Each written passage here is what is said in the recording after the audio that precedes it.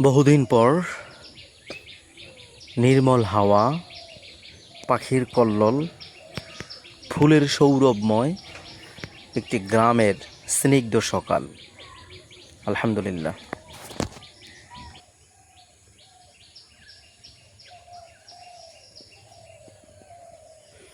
পুকুর পাড়ে ফুটে আছে অগণিত ফুল এবং ফুলের সৌরভ সারা রাত খুব ভালোই লেগেছে।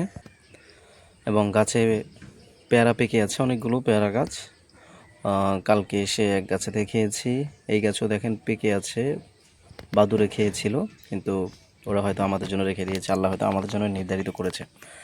তো আজকে সকালেও চিন্তা করলাম আরেকটা গাছে থেকে খাই, এবং একদিন এক এক গাছের থেকে খেলে তাহলে বড় বড় সাইজের একদম যেগুলো পূর্ণতা পেয়েছে সেগুলো বেছে বেছে খাওয়া যাবে।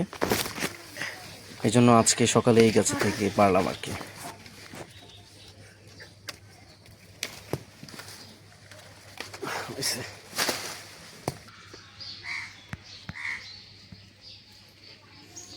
এবং গাছ পাকা কলা, যদিও দেখে কাঁচা মনে হয়, কিন্তু খাওয়ার পরে বুঝলাম অনেক মিষ্টি এবং ভিতরে অনেক সফট।